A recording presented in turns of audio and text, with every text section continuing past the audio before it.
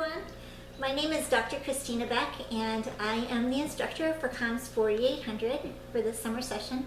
As I looked over my class list, I saw a lot of familiar names, and so hi again to those of you who I've already had in class, and I look forward to getting to know those of you who I haven't had a chance to be in class with yet. Well, this class is Comms 4800, and it's your capstone class.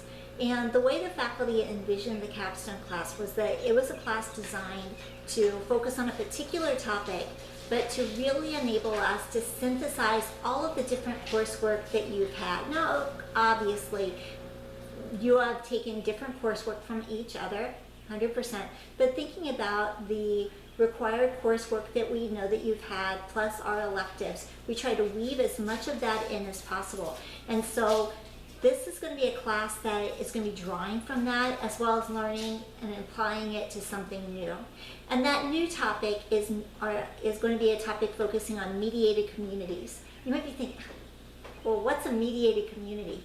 A mediated community is one in which that community exists through digital formats. So for example, that it can either be one where individuals connect online through an online support group.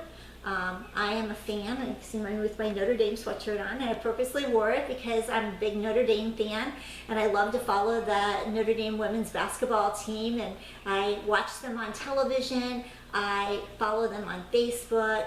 I'm not so much into Instagram yet. I'm still working on that, but definitely follow them there. I've been to their games. And through all of those different platforms, I not only follow the team, but I also connect with other fans. Certainly right now, in the heart of this global pandemic, we're all kind of thrust into being in mediated communities, right? When you finished up your classes last semester, when you were focusing on each of your seminars, those seminars constituted really, near the end of the semester, a mediated community. The only way you were communicating was online. And so those were examples of mediated communities. And that's what we're going to talk about this semester, and we're going to talk about how different communication concepts and theories apply to that. And as I talk about the course description and then the course objectives, we're going to be learning about how issues such as privacy management, private and public boundaries, social support, identity-based work, social relationships, and then even broader communication and community issues all pertain to these mediated communities. I think it's going to be fun. I enjoy the topic because I really do a lot of things that are mediated involved. I'm a lifelong soap opera fan, so obviously following those shows on television, and then joining all of the Facebook groups, watching shows about them and movies about them, engaging in all kinds of online platforms with not only the stars of the shows, but also with other fans. That's really constitutes a mediated community. And I've been one ever since, even with just television, watching the television shows and connecting in that way with other fans through our common appreciation of a show. Certainly can have mediated communities, as I mentioned about Notre Dame, through sports teams and through causes too. Individuals can connect for social support reasons. For example, if there's a particular illness or something like that, where they want to come together to be with individuals who also understand, they can do that online. And so those are the types of topics we're going to be talking about this semester. But we're going to begin at the beginning and take us through how the evolution of these different mediated opportunities have really flavored how we enact social life. So with that overview of the class underway, let me talk about some specific logistical details and then go into this particular first week of the class. All right, so expectations. But I really want to address this one because I think it's really super important. This is your capstone seminar. This is the culmination of your time in comms. Thus, I expect high quality of work. And I know as we ease down through last semester, there was kind of the perspective that, you know what, we didn't expect this to be online. This is a lot. We're dealing with COVID-19. This is really stressful. Let's all just get through. And I think that there was a lot of that communicated from the administration, from faculty and students talking about it too. But I want to clarify what this course is. This course is designed to be online. This course is designed to be online and taken in 5 weeks. And so you are doing basically a semester, or 6 weeks. So you're designed to, that might be 7 weeks. But anyway, you're designed to do this course in a very short amount of time. Half of a regular semester is how you're doing this course. So there's a lot of work, right? And I designed the class to be an online class. For the last 6 or 7 years, I have taught this class online. And I have taught it in that particular format. And so all of the expectations and things like that are already designed to be taught online. This wasn't a surprise that I was teaching this class online. It's designed to be like this. And so my expectations stay the same as what they are in the syllabus, because that's how I designed the class to be.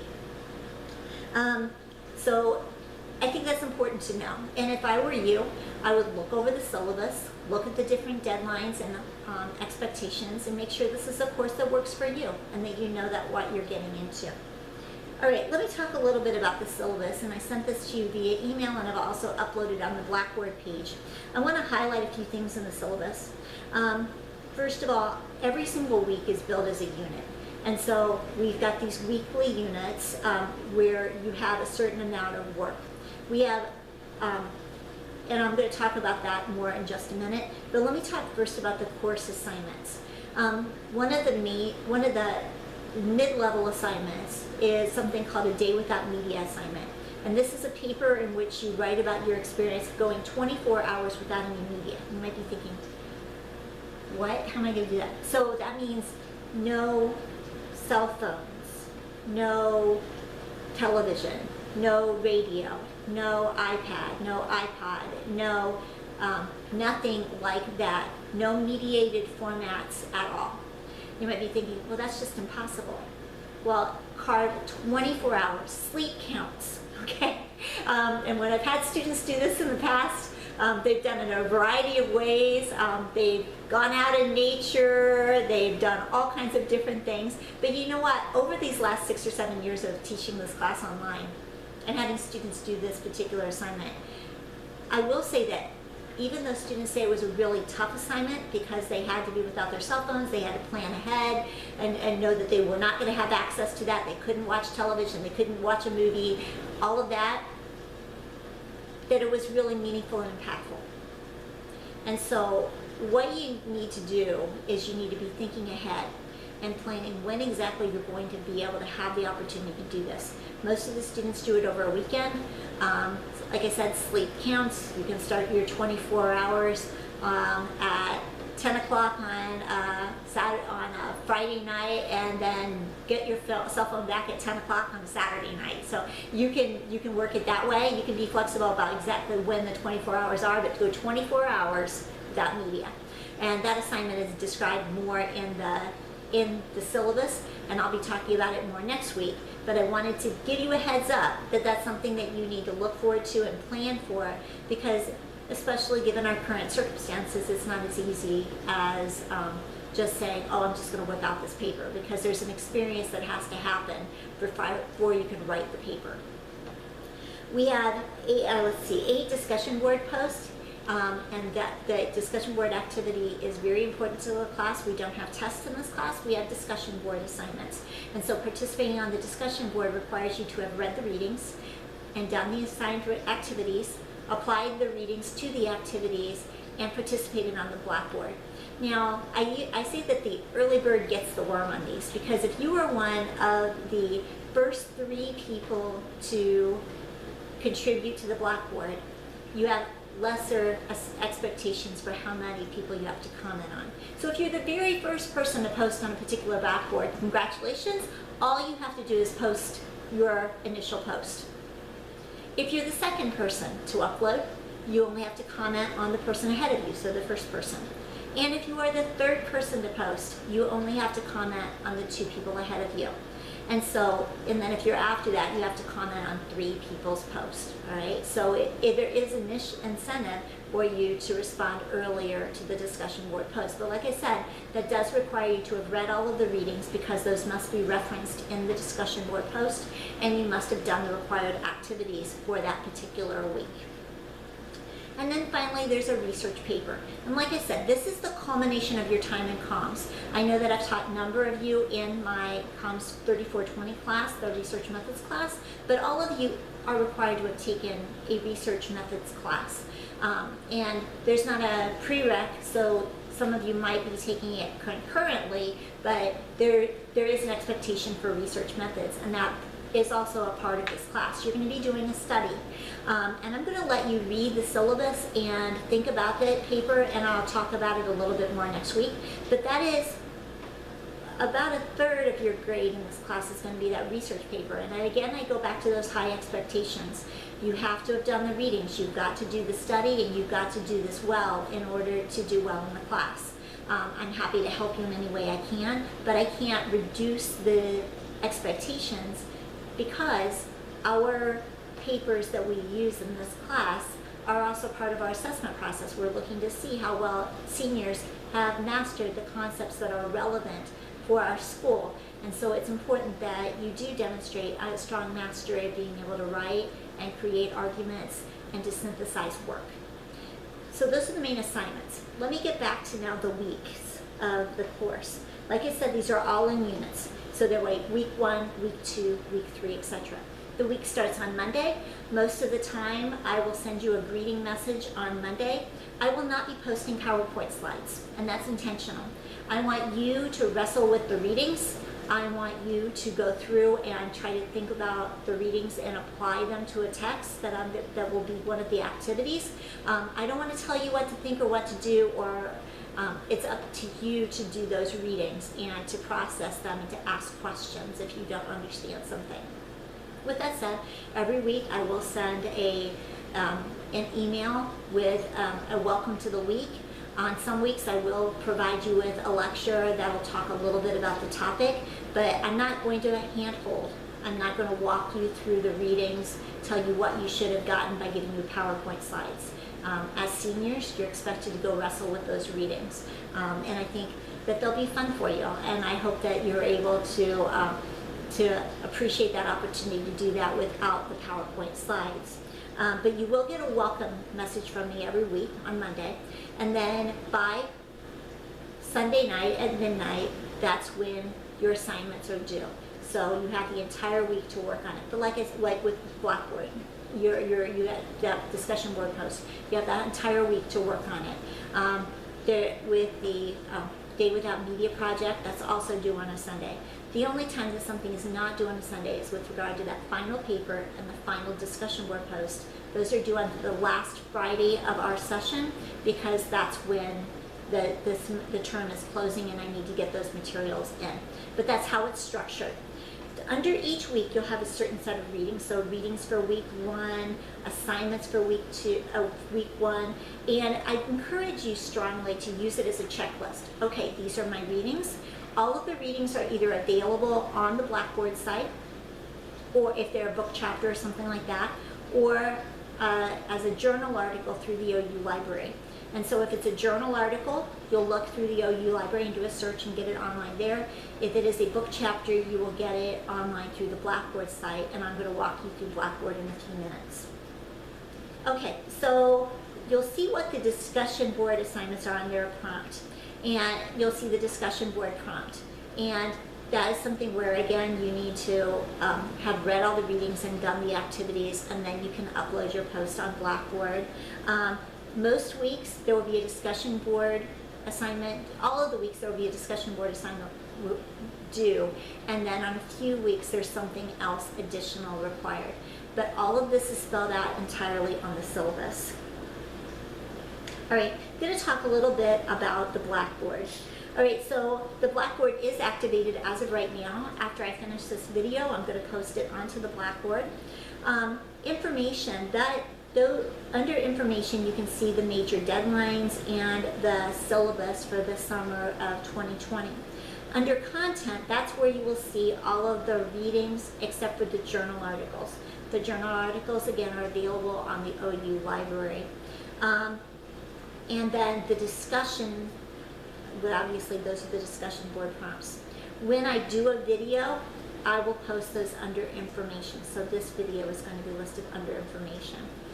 When I send you an email, almost every single time when I send you one, I will be also uploading it to course announcements so that you get it both ways. And that's the Blackboard site. So you won't really have a need to use anything else on the Blackboard site other than grades as we get them posted. All right, so let me talk a little bit about this week. All right, this week is a welcome week to the topic, and we're going to start out by talking about issues about postmodernism, community, and mediated communities. Thinking about how this postmodern condition that we live in right now, where we have almost a hyper state of media. We have mediated sources all around. We can't keep up with the amount of sources. You know, over the last 24 hours, my Facebook has been exploding with a theory that's being, a video that's being circulated about the pandemic and about individuals responding to that theory that's being circulated on that video, and people sharing all kinds of sources and things like that, and I've just been like flooded with this information. Well, that's, even though it's about the pandemic, really, if we think about it, our lives are like that almost all the time now. We have an almost unending source of information. We can look at TV, we can look at radio, we can look at online sources on our computers. If we're on Facebook, and my kids sometimes joke around with me and say, oh, not everybody's on Facebook now, they're on Instagram and Twitter. Well, whatever platform that you utilize, certainly you find the same thing. And when you're scrolling on that, you can certainly find so many different sources of information. And that's the postmodern condition. And another part of the postmodern condition is that we're fragmented because of that. We can't possibly keep up. We've got multiple identities, multiple allegiances, multiple communities. And as we go through the semester, I'll be talking about that more. We're torn in a lot of different directions. And that makes it hard to feel like we've really got a grasp on, like what we ought to be doing and how we can balance time and that kind of thing. Well, what we're going to do this week is you're going to be looking at a video, an episode of a show that was from a long time ago, The Andy Griffith Show. And I'm asking you to watch an episode from season 3, and that episode is called Man in a Hurry. Man in a Hurry, and that's also in the syllabus, so don't worry if you didn't just catch what I said. But you'll be looking at that particular episode. Now, some people have said, well, can I watch just any old episode of The Andy Griffith Show? Isn't it all the same? Well, no, there's a particular reason you're watching Man in a Hurry, and I need you to watch that particular episode. There is a chance that you would be able to find that episode for free on YouTube. I did not include a YouTube link this year because it seems like YouTube is getting more and more vigilant about taking down free episodes. But if you look into the YouTube, there's a chance that you'll be able to find it for free there.